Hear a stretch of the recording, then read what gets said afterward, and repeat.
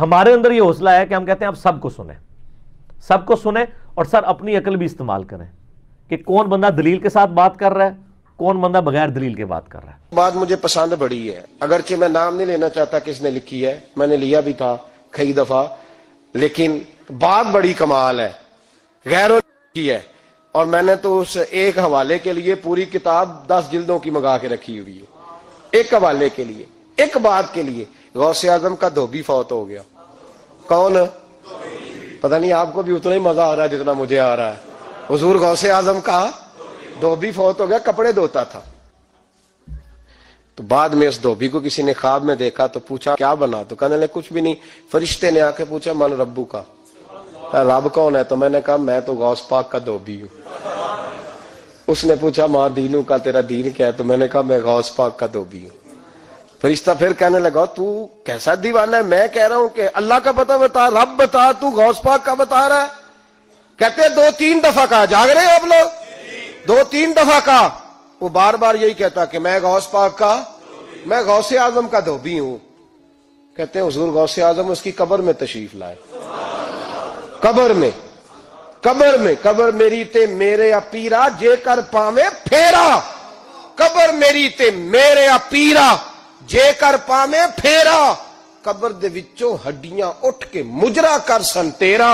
حضور غوث اعظم قبر میں آئے اور فرمانے لگے کیوں تنگ کرتے ہو میرے ماننے والے کو، کیوں تنگ کرتے ہو میرے، یہ کوئی لوارث ہے اس کو تنگ کر رہے ہو؟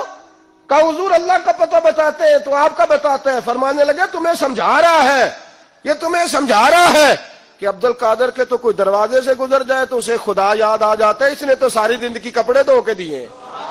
یہ تمہیں بتا رہا ہے کہ مجھے رب بھولا، ان کے تو گلی سے گزر جائے تو اللہ اللہ کرنے لگتا ہے، اور میں نے ساری زندگی کپڑے دھوئے ہیں، میں نے ساری زندگی ڈرائیوری کی ہے، میں نے ساری زندگی نوکری کی ہے، میں تابع دار رہا ہوں، مجھے رب بھول گیا ہے۔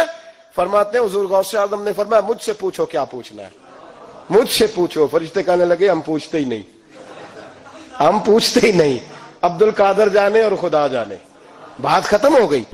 جامع ترمذی میں حدیث ہے کہ سیدنا عثمان غنی رضی اللہ تعالیٰ عنہ علیہ السلام کے بارے میں آتا ہے کہ وہ جب کبھی قبرستان جاتے تو اتنا روتے کہ ان کی داڑھی آنسوؤں سے تر ہو جاتی۔ تو اصحاب پوچھتے کہ آپ کے سامنے جب جہنم کا ذکر ہوتا ہے آپ پہ اتنی خشیت طاری نہیں ہوتی، لیکن قبرستان میں قبر کے سامنے یہ معاملات آپ کے ساتھ کیوں ہوتے ہیں؟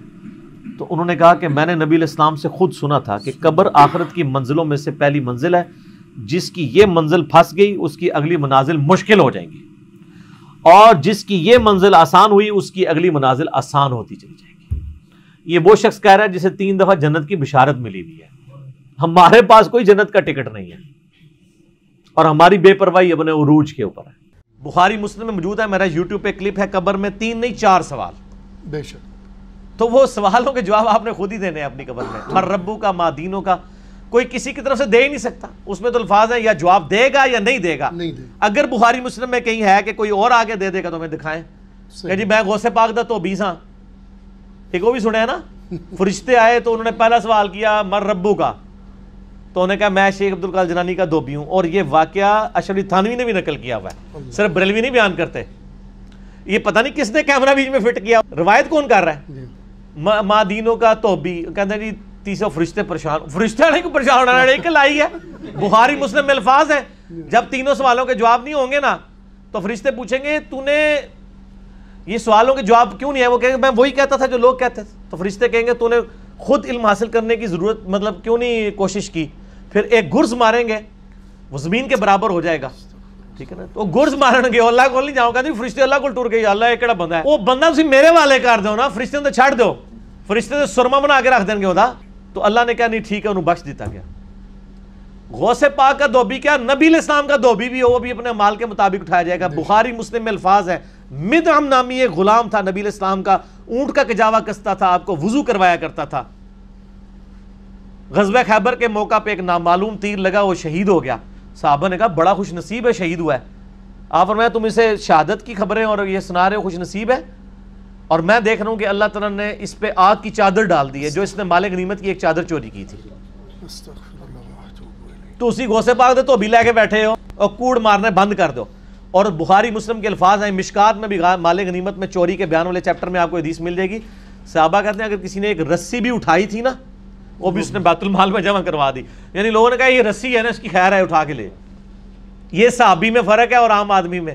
جب ان کو حدیث پہنچتی تھی فوراً توبہ کرتے تھے. یہاں لوگ پورے پلاٹ اڑپ کر جاتے ہیں لوگوں کے.